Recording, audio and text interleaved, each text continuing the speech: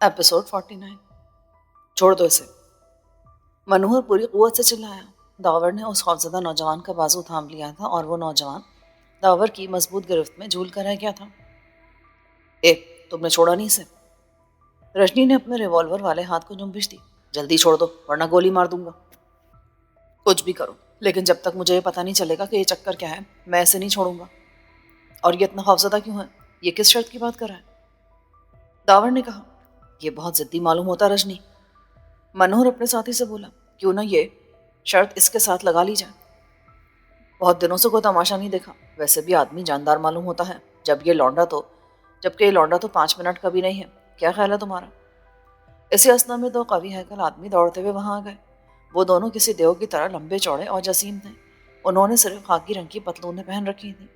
उनके बाजुओं की मछलियां फड़क रही थीं। उनके कुशादा सीनों पर घने बालों के जंगल उगे थे। उन दोनों को देखकर उस नौजवान ने किसी सूखे पत्ते की तरह लरजना शुरू कर दिया। दावर ने उसके बाजू पर अपनी गिरफ्त और मजबूत कर ली, वरना वो नौजवान बहशतज़दा होकर किसी तरफ भी दौड़ लगा देता। छोड़ दो उसको, क्यों पकड़ रखा है इसे? उन दोनों में से एक दावर की तरफ देखते हुए गुर्राया। हरिधर। मनोहर ने उस दो पैकर को मुखातिब किया। तुम अब ये खेल इसके साथ खेलो। बहुत तमन्ना इसको, बहुत देर से फड़क रहा है। अच्छा? हरिधर हंस पड़ा। उसकी हंसी भी बहुत भयानक थी। तो फिर देरी किस बात की है? इसके साथ तो और भी मजा आएगा।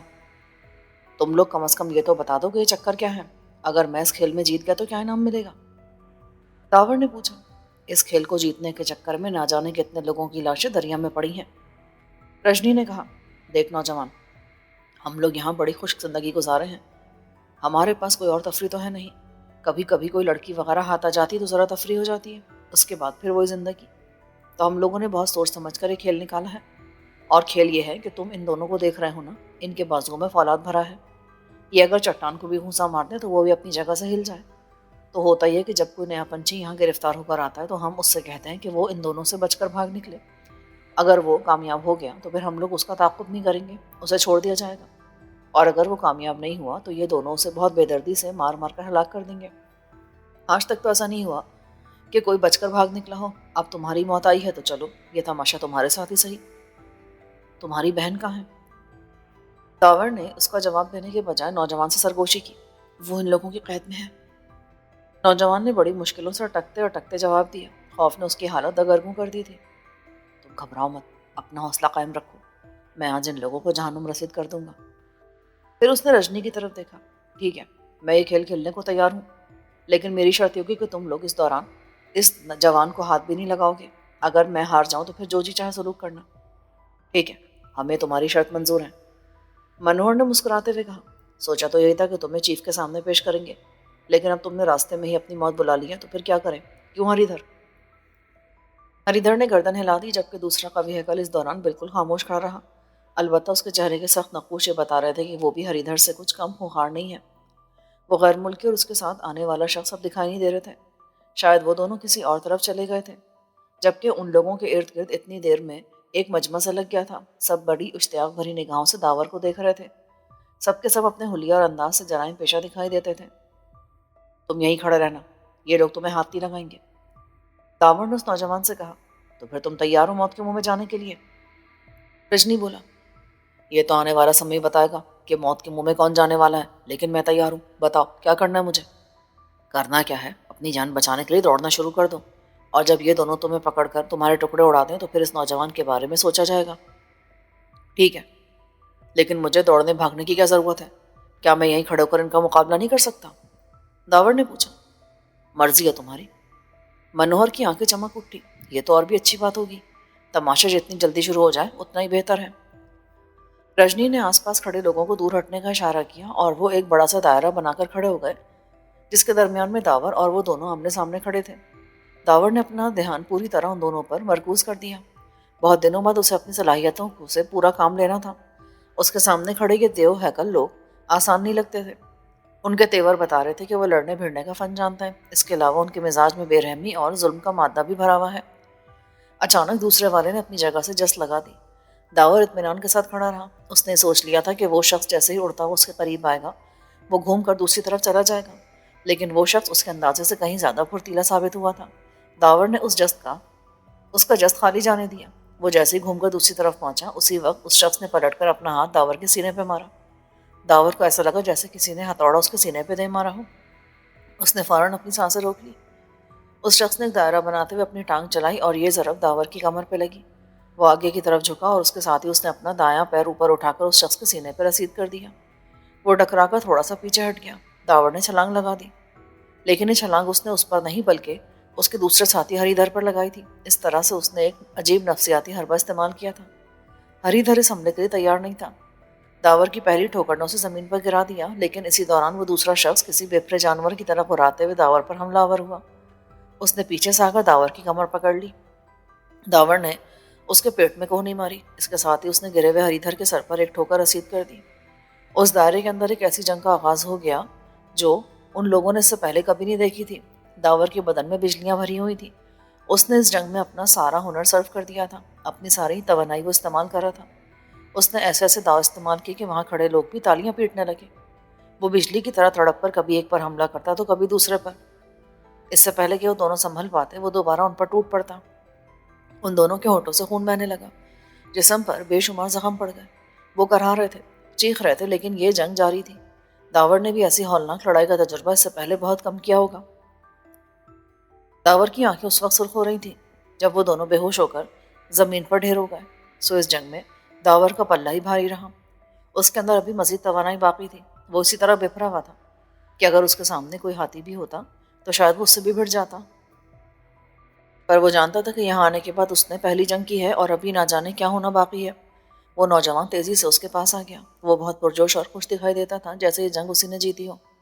کمال کر دیا تم نے، ایسی جنگ کی ہے جو میں نے آج تک نہیں دیکھی۔ داور مسکرا دیا۔ اس نے اپنے تاثرات یکلب تبدیل کر لیے تھے۔ اس کی آنکھوں میں اتر آنے والا خون اب سمٹ کر واپس جا چکا تھا۔ اسی دوران منوہر اور رجنی بھی آ کر اس کے پاس کھڑے ہو گئے۔ رجنی نے اگرچہ ریوالور اٹھا رکھا تھا، لیکن اس کی کیفیت بھی تبدیل ہو گئی تھی۔ اب وہ داور سے مروب لگ رہا تھا۔ اس کی آنکھوں میں داور کے لیے احترام کے جذبات تھے۔ کم و بیش یہی کیفیت منوہر کی بھی تھی۔ یار، کون ہو تم؟ رجنی نے اس کی طرف دیکھتے ہوئے پوچھا۔ تم کرشن پرساد کے آدمی تو معلوم نہیں ہوتے۔ وہ کیوں؟ اگر تم اس کے ساتھ ہوتے تو وہ کبھی بھی اس طرح مار نہیں کھاتا۔ تم تو کمال کی چیز ہو۔ ہم تو سوچ بھی نہیں سکتے تھے کہ کوئی شخص اتنی آسانی سے ہری دھر یا بلراج کو مار لے گا، لیکن تم نے دونوں کو لمبا لٹا لیا۔ شانو تم سے مل کر بہت خوش ہوگا، اسے تم ہی جیسے آدمی کی ضرورت ہے۔ اس نوجوان کے بارے میں کیا سوچا تم نے؟ اس کی ایک بہن بھی تم لوگوں کے پاس قید ہے۔ جو تم کہو گے وہی ہوگا۔ کاش یہ مقابلہ شانو بھی دیکھ سکتا۔ وہ بہادر لوگوں کی بہت قدر کرتا ہے۔ تم بھی ایک دلیر آدمی ہو، اس لیے وہ تمہاری بات مان لے گا۔ تم چلو اس کے پاس۔ ٹھیک ہے، اور تم بھی میرے ساتھ چلو گے، داور نے نوجوان سے کہا۔ اس نوجوان پر چھایا ہوا کچھ دیر پہلے کا خوف اب غائب ہو گیا تھا۔ وہ بڑی حد تک مطمئن دکھائی دے رہا تھا۔ وہ لوگ اب بیرکس کی طرف چل دیے۔ ان کے وہاں ہٹتے ہی تماشا دیکھنے والے لوگ اب بے ہوش پڑے ہوئے ہری دھر اور بلراج کے گرد جمع ہو گئے تھے۔ شاید انہیں وہاں سے اٹھانے کی تیاریاں کی جا رہی تھیں۔ وہاں بیرکوں کی پوری قطار تھی اور ان کے اندر سے گھوڑوں کے ہننانے کی آواز آ رہی تھی۔ اس کا مطلب تھا کہ ان بیرکوں میں گھوڑے موجود تھے۔ گویا رام پرساد کی یہ اطلاع درست تھی کہ یہاں گھوڑوں کی پرورش کی جاتی ہے، لیکن اسے یہ نہیں معلوم تھا کہ پرنس فارمنگ کا نام تبدیل ہو چکا ہے۔ ان بیرکوں کے عقب میں ایک خوبصورت 2 منزلہ مکان بنا ہوا تھا جو سامنے کی طرف سے بالکل بھی دکھائی نہیں دیتا تھا۔ اس مکان کے ہاتھ میں سرسبز لان موجود تھا جن کے درمیان پھولوں کی کیاریاں بنی تھیں۔ وہاں بھی کئی جرائم پیشہ قسم کے لوگ چلتے پھرتے دکھائی دے رہے تھے۔ ان لوگوں نے بڑے سرسری طور پر آنے والوں کو دیکھا، لیکن بولا کوئی کچھ نہیں۔ رجنی اور منوہر برآمدے میں آ کر کھڑے ہو گئے۔ ایک دروازے کے پاس ایک دراز قامت شخص کھڑا تھا۔ باس کیا کر رہا ہے؟ رجنی نے اس آدمی سے پوچھا۔ گیان کرا رہا ہے۔ آج اسے بہت دیر ہو گئی، ورنہ گیان تو صبح سویرے ختم ہو جاتا تھا۔ ٹھیک ہے، جب تک ہم لوگ انتظار کر لیتے ہیں۔ انتظار کی کیا بات ہے؟ جاؤ اندر چلے جاؤ اور اپنے ان مہمانوں کو بھی لے جاؤ۔ چلو اندر، منوہر نے ان دونوں سے کہا۔ باس سے تمہاری ملاقات بھی ہو جائے گی اور تم اس کے وچاروں سے بھی واقف ہو جاؤ گے۔ ہاں، ایک بات اور، رجنی نے داور سے کہا۔ تم ایک بہادر آدمی ہو، اس لیے مجھے امید ہے کہ تم اپنی بات پر قائم رہو گے۔ کون سی بات؟ میں اپنا ریوالور اپنی جیب میں رکھ رہا ہوں، رجنی نے کہا۔ گیان کے کمرے میں بڑی سختی کے ساتھ اسلحہ استعمال کرنا منع ہے۔ تم وعدہ کرو کہ اس کمرے میں جا کر کوئی ہنگامہ نہیں کرو گے۔ چلو آج یہ تماشا بھی دیکھ لیتے ہیں۔ میں کچھ نہیں کروں گا، داور مسکرا دیا۔ رجنی کے چہرے پر ناگواری کے تاثرات پیدا ہوئے، لیکن اس نے اپنے آپ پر قابو پا لیا۔ اس نے اپنا ریوالور جیب میں رکھ لیا۔ داور نے اس نوجوان کو اپنے قریب ہی رکھا تھا۔ اس کمرے کے بعد ایک اور بڑا سا کمرہ تھا جس میں فرش بچھا تھا اور اس فرش پر بہت سے لوگ بڑے مؤدب ہو کر بیٹھے تھے۔ سامنے دیوار کے پاس ایک آدمی کھڑا تھا اور یہی شانہو تھا۔ وہ ایک ادھیڑ عمر آدمی تھا۔ اس کی مونچھیں دونوں طرف لٹکی ہوئی تھیں، آنکھیں بے حد روشن اور چمکدار، اور سر پر ایک بھی بال نہیں تھا۔ کمرے میں بیٹھے لوگوں نے ان کی آمد پر مڑ کر ان کی طرف دیکھا اور پھر دوبارہ شانہو کی طرف متوجہ ہو گئے۔ منوہر نے داور کو اشارہ کیا اور داور پچھلی دیوار کے پاس بیٹھ گیا۔ اس نے نوجوان کو بھی اپنے ساتھ بٹھا لیا تھا۔ منوہر اور رجنی نے بھی اپنے لیے جگہ تلاش کر لی۔ ان کے بیٹھ جانے کے بعد اس گنجے شانہو نے پھر بولنا شروع کر دیا۔ ہاں تو میں کہہ رہا تھا کہ انسان کو اپنے نفس پر قابو رکھنا چاہیے۔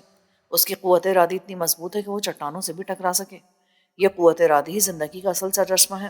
اس کے بغیر انسان کی بساط دو کوڑی کی ہو کر رہ جاتی ہے۔ کوشش یہی کرو کہ اپنا فرض ادا کرتے رہو، اور فرض کی راہ کو ہموار اور آسان بنانے کا عمل صرف قوت ارادی کے ذریعے کیا جا سکتا ہے۔ اصل چیز یہی ہے، اور جس کی قوت ارادی توانا ہوتی ہے وہ ستاروں کو بھی تسخیر کر سکتا ہے۔ داور بڑی حیرت سے اسے دیکھ رہا تھا۔ اس کی سمجھ نہیں آ رہا تھا کہ اس شخص کا مزاج کیسا ہے۔ ایک طرف تو وہ جرائم پیشہ لوگوں کا سربراہ بنا تھا اور دوسری طرف انہیں ایسی باتوں کی تلقین کر رہا تھا جو اس مزاج کے آدمیوں کی فطرت کے خلاف تھا۔ داور نے ایسی مثال پہلے کبھی نہیں دیکھی تھی۔ اس کی آواز بہت ٹھہری ہوئی تھی۔ وہ غیر ملکی ہونے کے باوجود بہت اچھی زبان بول رہا تھا۔ ہاں تو میں انسانی قوت ارادی کی بات کر رہا تھا، اور میں تم لوگوں کو ایک ایسے شخص کی مثال بھی دے سکتا ہوں۔ ایسا شخص کون ہے جناب؟ وہاں بیٹھے ہوئے لوگوں نے پوچھا۔ میں اس کا نام نہیں جانتا، لیکن وہ جس وقت یہاں آیا تھا میری آنکھوں نے اسی وقت اس کے اندر چھپی ہوئی صلاحیتیں دیکھ لی تھیں، اور وہ شخص وہ سامنے بیٹھا ہے۔ اس نے داور کی طرف اشارہ کیا۔ سب مڑ مڑ کر داور کی طرف دیکھنے لگے۔ ان کی حیران و متجسس نگاہیں اس کے بدن میں کھپی جا رہی تھیں۔ داور کی سمجھ میں نہیں آ رہا تھا کہ وہ اس وقت خود کو بے وقوف محسوس کرے یا خود پہ فخر کرے۔ آپ ٹھیک کہتے ہیں باس۔ منوہر اچانک کھڑا ہو گیا۔ یہ واقع حیرت انگیز آدمی ہے۔ ابھی کچھ دیر پہلے اس نے ہری دھر اور بلراج کو مار مار کر ٹھنڈا کر دیا۔ کمرے میں بیٹھے ہوئے لوگ اور زیادہ حیرت زدہ ہو گئے، جبکہ شانہو کے ہونٹوں پر ایک عجیب سی مسکراہٹ پھیل گئی۔ چلو آج کا گیان ختم، کل صبح سے معمول کے مطابق گیان ہوا کرے گا۔ مجھے اس نوجوان سے کچھ باتیں کرنی ہے۔ تم میرے ساتھ ہی رہو گے، داور نے نوجوان کا بازو پکڑتے ہوئے کہا۔ میری مرضی کے بغیر یہ لوگ تمہیں نہیں لے جا سکتے۔ شانہو کا حکم سنتے ہی اس کمرے میں بیٹھے ہوئے لوگ ایک ایک کر کے باہر چلے گئے۔ صرف منوہر اور رجنی وہاں کھڑے رہ گئے تھے۔ جاؤ تم لوگ بھی جاؤ، اور اس کو بھی اپنے ساتھ لے جاؤ۔ نہیں، یہ میرے ساتھ ہی رہے گا، میں نے اس کی مدد کا وعدہ کر لیا ہے۔ اچھا، اگر ایسی بات ہے تو پھر تمہارے اس وعدے کا احترام ضرور کیا جائے گا۔ کون ہے یہ؟ نام کیا ہے تمہارا؟ اس کا نام تو میں نہیں جانتا۔ میرا نام آکاش ہے۔ میں ادھر اپنی بہن کے ساتھ گزر رہا تھا کہ تمہارے آدمیوں نے مجھے پکڑ لیا، اور میری بہن نہ جانے وہ اس سمے کس حال میں ہوگی۔ وہ بالکل ٹھیک ہوگی۔ ہمارا آدمی عورتوں اور بچوں کے ساتھ کچھ برا نہیں کرتے، ان کا احترام کیا جاتا ہے۔ اگر ایسی بات ہے تو پھر اس کی بہن کو رہا کر دو۔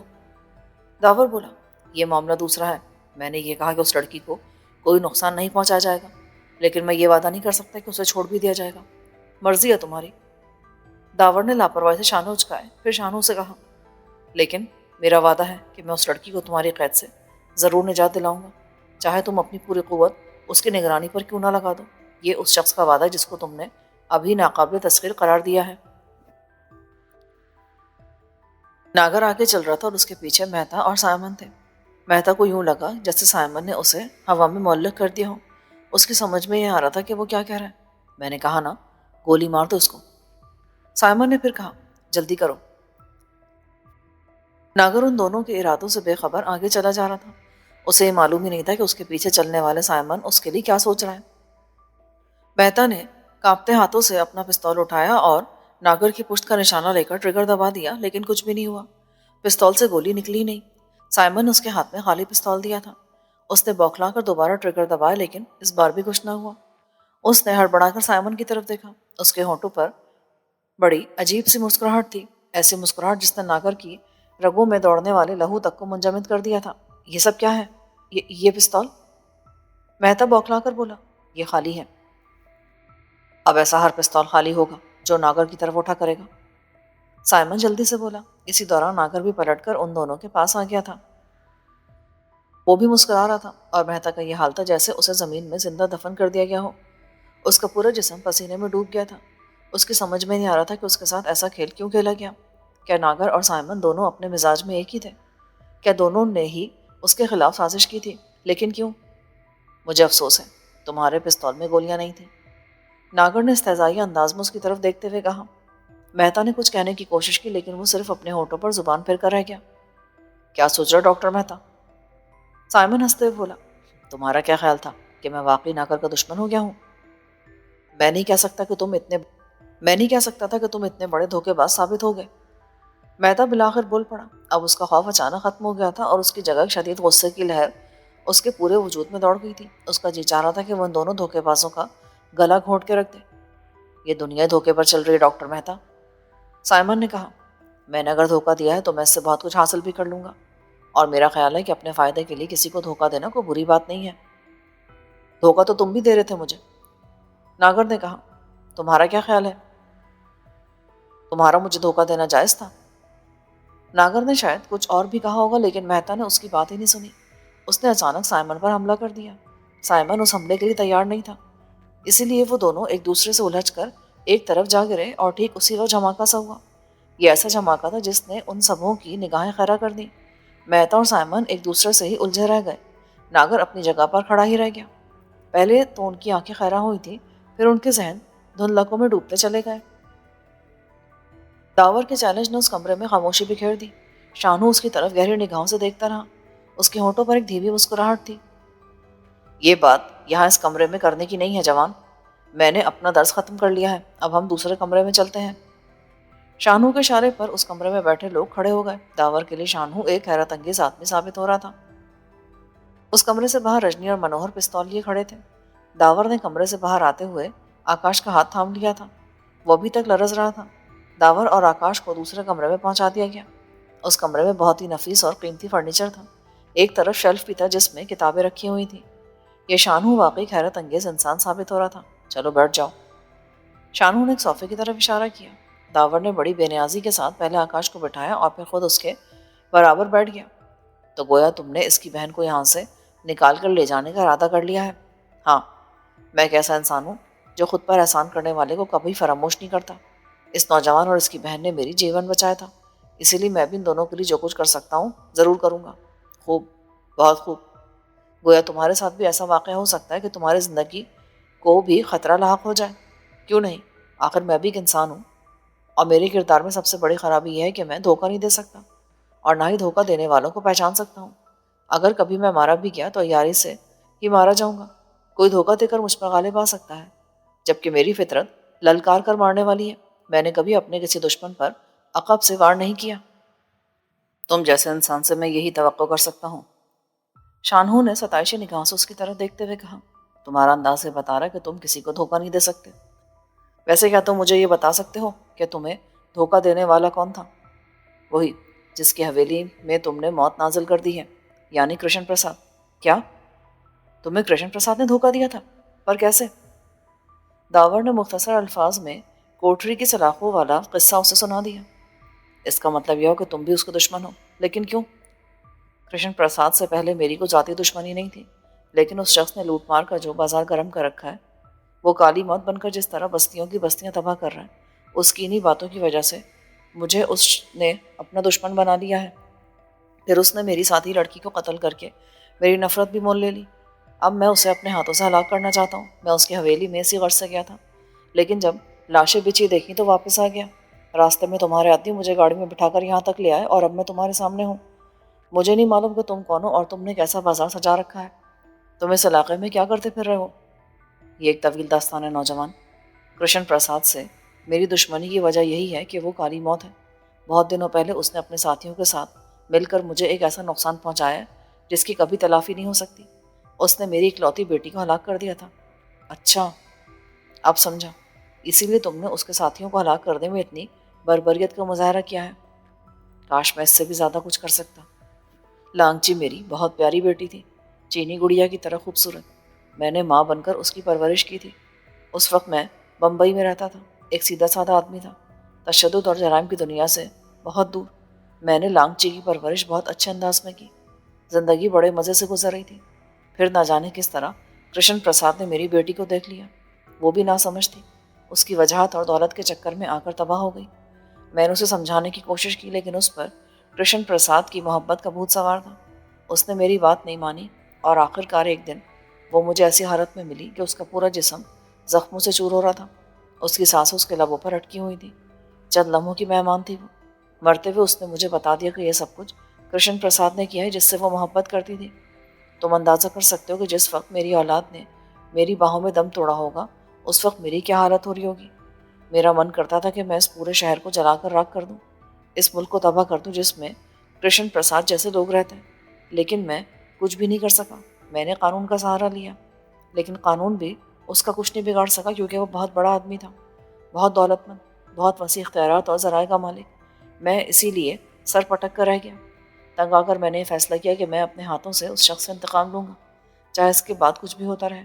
مجھے ویسے بھی لانگچی کے بعد اپنی زندگی سے کوئی دلچسپی نہیں رہی تھی۔ میں ایک دن کرشن پرساد کی اس کوٹھی میں گیا جہاں وہ رہا کرتا تھا۔ دیکھو نوجوان، میں اپنی داستان بہت مختصر کر کے سنا رہا ہوں، اور وہ بھی اس لیے کہ تمہیں یہ اندازہ ہو جائے کہ میں اپنی فطرت میں کیسا تھا اور اب کیسا ہو گیا ہوں۔ بہرحال میں اس کی کوٹھی میں داخل ہو گیا۔ کیونکہ مجھے کوئی تجربہ نہیں تھا، اسی لیے گھستے ہی پکڑا گیا۔ اس سمے کرشن پرساد کی خوشی دیکھنے کے قابل تھی۔ وہ میرا مذاق اڑا رہا تھا۔ اس نے مجھے ایک چینی شخص کے حوالے کر دیا۔ وہ مارشل آرٹ کا ماہر تھا۔ اس شخص نے مجھے بہت بری طرح مارا۔ یوں سمجھ لو کہ اس دن میرے جسم کی نہ جانے کتنی ہڈیاں ٹوٹ گئی تھیں۔ میں نے تانگسن کو بتایا بھی کہ میں بھی تمہاری طرح چین کا رہنے والا ہوں، لیکن اس نے میری ایک نہ سنی۔ اس کا کہنا تھا کہ اس دور میں سب سے مضبوط اور پائیدار رشتہ دولت کا ہوا کرتا ہے۔ کرشن پرساد چونکہ اسے پیسے دیتا رہتا تھا، اس لیے تانگسن کے نزدیک مجھ سے کہیں زیادہ کرشن پرساد کی اہمیت تھی۔ وہ اس کی بات ماننے کے لیے مجبور تھا۔ اس تانگسن نے میری ہڈیاں توڑ کے رکھ دی اور مجھے کچرا گھر میں پھینکوا دیا گیا۔ اس دن مجھے یہ تجربہ ہو گیا کہ اگر زندہ رہنا ہے تو صرف دو چیزوں کی ضرورت ہوتی ہے، یعنی دولت کی طاقت اور جسم کی طاقت۔ اگر میرے پاس دولت کی طاقت ہوتی تو کرشن پرساد میرا کچھ نہیں بگاڑ سکتا تھا۔ اگر جسم کی طاقت ہوتی تو شاید میں بھی تانگسن کو توڑ مروڑ کے رکھ دیتا۔ غرض کہ اسی دن سے میں نے ان دونوں طاقتوں کے حصول کی کوشش شروع کر دی۔ سب سے پہلے میں نے اپنے جسم پر توجہ دی۔ میری عمر اگرچہ اچھی خاصی ہو چکی تھی، لیکن میرے ارادے جوان تھے۔ میرے سر پر انتقام کی دھن سوار ہو گئی تھی۔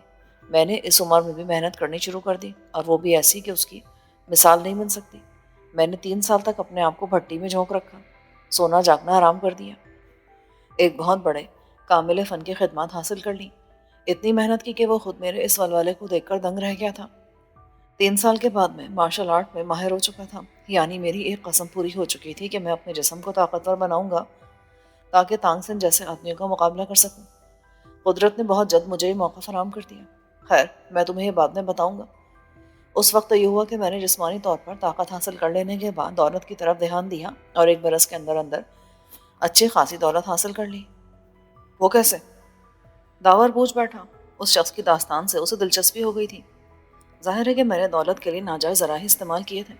میں نے کوئی لحاظ نہیں کیا، جہاں سے جو کچھ بھی مل سکا میں سمیٹتا چلا گیا، اور اس مقصد سے لے کر منشیات فروشی تک ہر وہ کام کے جو قانون اور معاشرے کی نگاہوں میں غلط ہو سکتا تھا۔ لیکن مجھے اس کی کوئی پرواہ نہیں تھی۔ میرا مقصد تو صرف دولت کا حصول تھا۔ دولت مل جانے کے بعد میں نے اپنے کام کے آدمی تلاش کرنے شروع کر دیے۔ میری رگوں میں اب برائی سرایت کر چکی تھی۔ میں بے پناہ اختیارات اور ذرائع بھی حاصل کرنا چاہتا تھا، لہٰذا میں نے ایسے بہت سے آدمی اپنے ارد گرد جمع کر لیے۔ تم اس وقت بھی جن آدمیوں کو میرے آس پاس دیکھ رہے ہو، یہ وہی پرانے نمک خوار ہیں۔ میں نے دونوں طرح سے انہیں اپنے اختیار میں کیا ہے، یعنی ایک جانب تو میں نے انہیں دولت دی، اور دوسری طرف اپنی جسمانی طاقت اور مہارت کے ذریعے انہیں توڑ کے رکھ دیا۔ اس طرح یہ میرے وفادار بن گئے۔ پھر جب میرے پاس دولت اور وسائل جمع ہو گئے تو میں کرشن پرساد کی کوٹھی میں گیا۔ میں اپنے آدمی بھی ساتھ لے گیا تھا۔ وہاں میری کرشن پرساد سے ملاقات تو نہیں ہوئی، لیکن تانسن میرے ہاتھ آ گیا اور میں نے اس سے اپنی شکست کا پورا انتقام لیا۔ میں نے اس کے بدن کی ساری ہڈیاں توڑ ڈالیں، اور کرشن پرساد کے ایک ملازم سے یہ پتا چلا کہ کرشن پرساد بمبئی میں نہیں رہتا، بلکہ رتنا گری وال کے نزدیک ایک بستی کے پاس اس کی شاندار کوٹھی ہے۔ یہاں میں نے اپنے کچھ آدمی ساتھ لیے اور پہنچ گیا۔ یہاں آنے کے بعد جو کچھ ہوا وہ ایک طویل داستان ہے۔ مختصراً بس اتنا سمجھ لو کہ یہاں آ کر معلوم ہو کہ کرشن پرساد پر آسانی سے ہاتھ نہیں ڈالا جا سکتا۔ مجھے اس وقت یہ معلوم ہو گیا تھا کہ کرشن پرساد نے بہت مضبوط جال پھیلا رکھا ہے، اور اس کی شخصیت کے 2 روپ ہیں، یعنی کرشن پرساد اور کالی موت۔ میں نے کرشن پرساد پر ہاتھ ڈالنے کے لیے یہ فارم خرید لیا اور اپنے آدمیوں کو لے کر یہاں اپنا اڈا جما لیا۔ میں نے یہاں گھوڑوں کی پرورش شروع کر دی، اور اپنے آدمی بھی کرشن کے پیچھے لگا دیے، جو اس کی ہر حرکت کی مجھے اطلاع دیتے رہتے ہیں۔ اسی دوران یہ بھی پتہ چلا کہ کرشن پرساد یعنی کالی موت نے کیسے کیسے دھندے پھیلا رکھے ہیں، رتنا گری میں کیا کچھ ہو رہا ہے، منشیات کا کاروبار کس طرح پھیلایا جا رہا ہے۔ سب سے اہم بات ہے کہ ایک زبردست سائنسدان لی مارک سے کرشن پرساد کے کیسے تعلقات ہیں؟ میں یہ سب جاننا چاہتا تھا۔ کیا مطلب؟ کیا اس کہانی میں کوئی سائنسدان بھی موجود ہے؟ اوہ، شاید تمہیں یہ معلوم نہیں۔ نیلم گڑھ کے پاس اس شخص نے ایک پورا سائنسی شہر آباد کر رکھا ہے۔ اگر وہاں پہنچ جاؤ تو تمہیں یہ احساس ہوگا جیسے کسی دوسرے سیارے پر آ گئے ہو۔ اس شخص نے ایسا زبردست ماحول تخلیق کر رکھا ہے کہ اس کی ذہانت کی داد دینی پڑتی ہے۔ میرے لیے ایک نئی اطلاع ہے، داور نے کہا۔ وہ بستی کیوں بسائی گئی ہے؟ یہ سارا فساد یورینیم کا ہے۔ قصہ یہ ہے کہ نیپال کے ایک چھوٹے سے گاؤں میں یورینیم کا بہت بڑا ذخیرہ دریافت ہو گیا ہے۔ اس یورینیم کو حاصل کرنے کے لیے بڑی طاقتوں کے درمیان کشمکش شروع ہو گئی ہے۔ یہ طاقتیں براہ راست اس بستی پر قبضہ نہیں کر سکتی، اس لیے انہوں نے رتنا گری کے سردار کو اپنے جال میں پھنسا کر بے دست و پا کر دیا ہے۔ لیماک دراصل انہی بڑی طاقتوں میں سے ایک کا نمائندہ ہے۔ وہ اپنے وسائل سے آدمی حاصل کرتا ہے اور ان آدمیوں کو یورینیم کی کھدائی کے لیے رتنا گری بھیج دیا جاتا ہے، جہاں سے یورینیم کسی نہ کسی طرح لیماک کے پاس اس سائنسی بستی میں پہنچا دی جاتی ہے اور وہاں سے دوسرے ملک کو روانہ کر دی جاتی ہے۔ خدا کی پناہ، یہ تو بہت لمبا چوڑا چکر ہے۔ ویسے اس معاملے میں تمہاری معلومات بھی حیرت انگیز ہیں، داور نے کہا۔ ہاں، میں نے چونکہ اپنی آنکھیں کھلی رکھی ہیں اس لیے مجھے سب بھی معلوم ہو گیا ہے، ورنہ میں بھی دوسروں کی طرح حیرت زدہ ہی رہ جاتا۔ لیکن اب میں لیماک اور اس کے ساتھیوں اور اس سائنسی بستی کے بارے میں سب کچھ جانتا ہوں۔ اگر تم اتنی باخبر ہو تو کیا تم یہ بتا سکتے ہو کہ یہ دوسری رتنا گری کس خوشی میں بسائی گئی ہے؟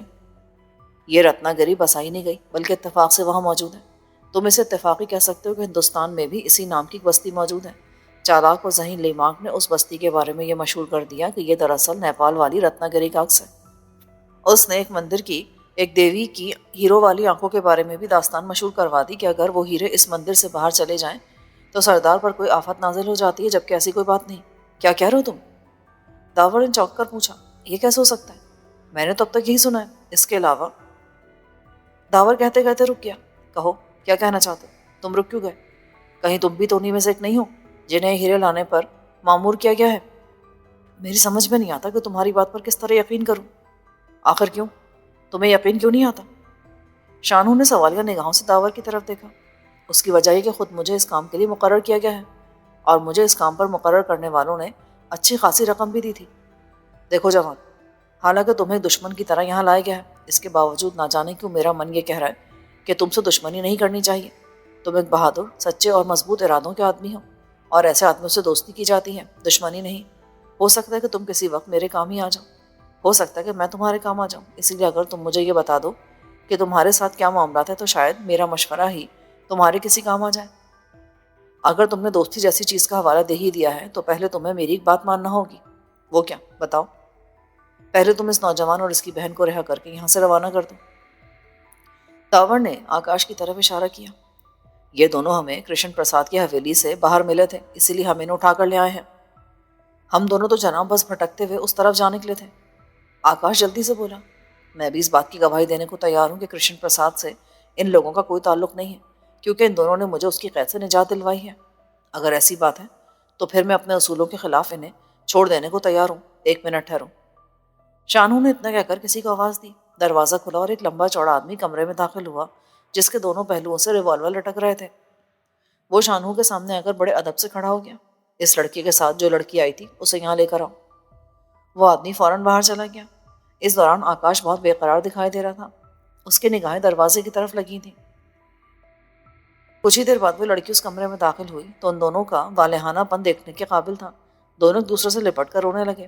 داور کو اس وقت بہت سکون محسوس ہو رہا تھا۔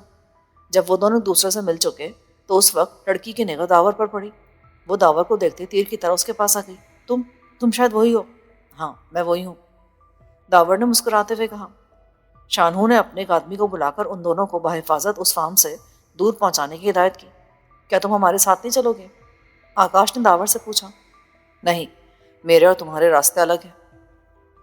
تم دونوں نہ جانے کس طرح میرے راستے میں آ گئے تھے۔ بہرحال اب تم ان علاقوں میں بھٹکتے مت پھرو، یہاں قدم قدم پر تمہارے لیے مصیبتیں اور پریشانیاں ہیں۔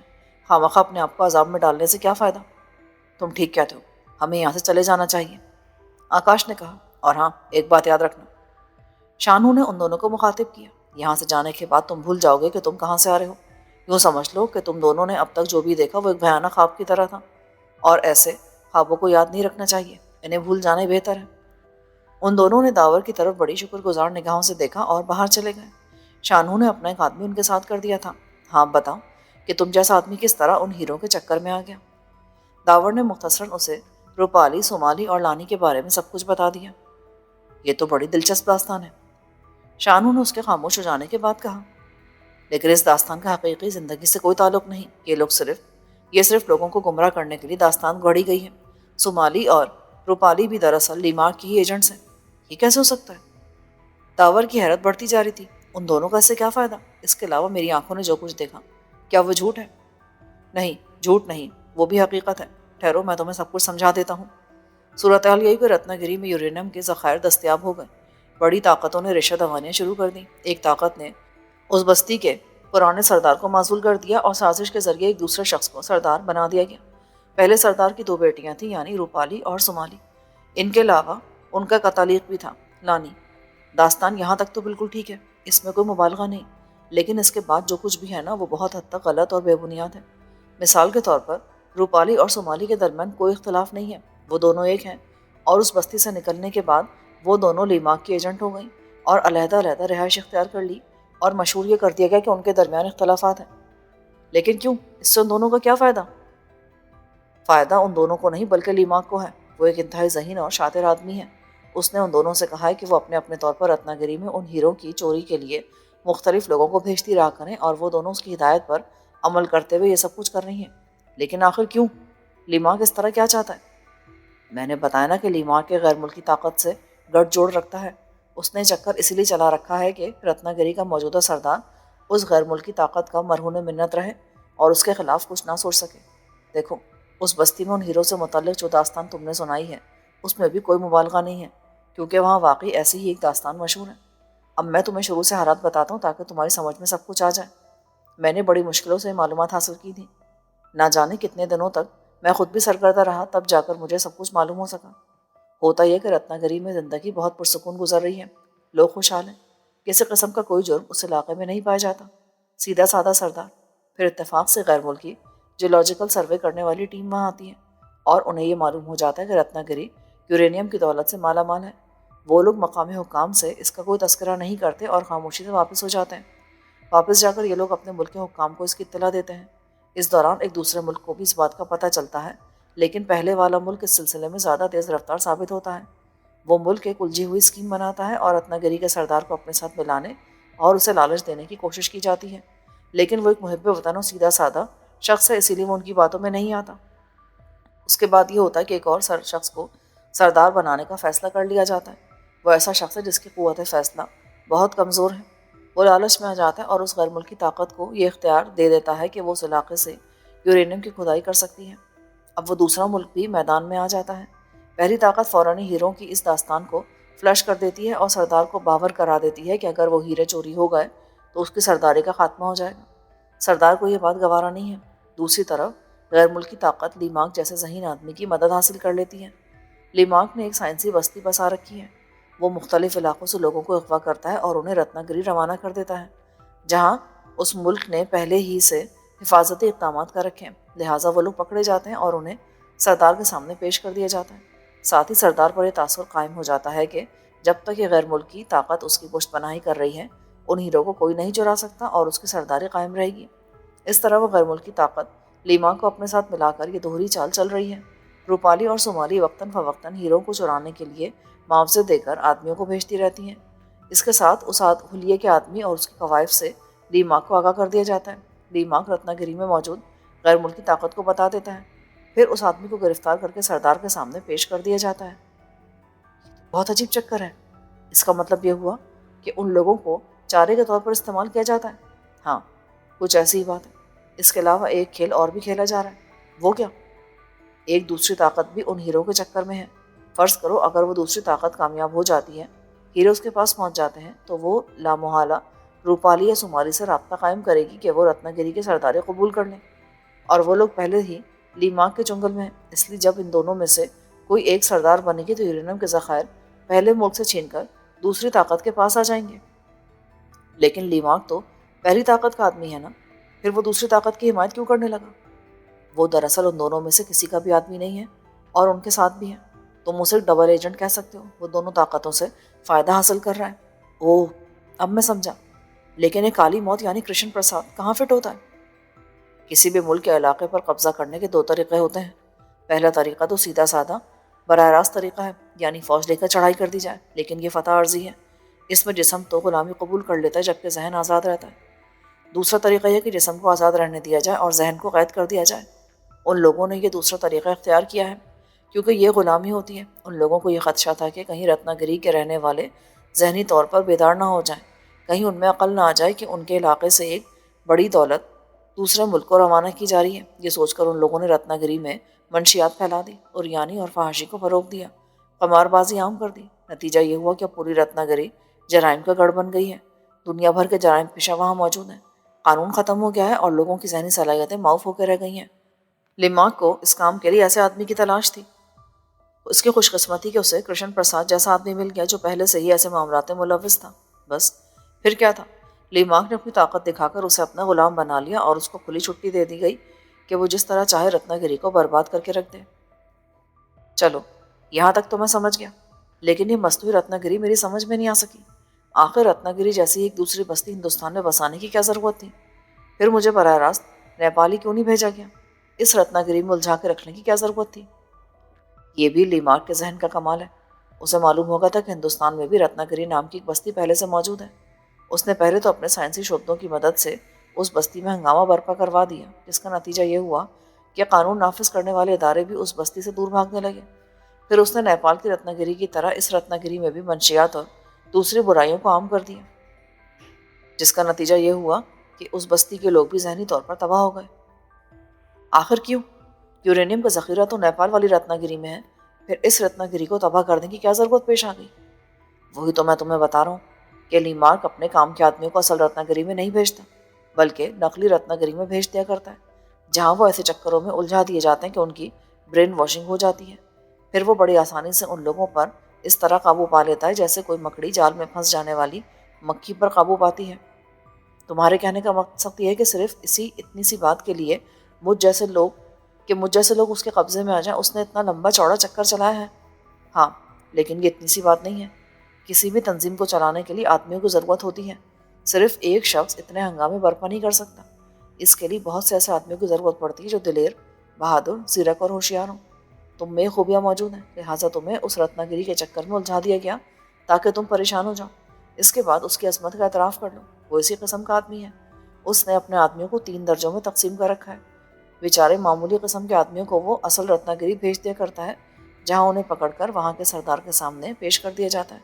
سردار ان لوگوں کو چاہے چھوڑ دے یا سزا دے دے، اس کی کوئی اہمیت نہیں ہے، کیونکہ خود ان لوگوں ہی کی کوئی اہمیت نہیں ہوتی۔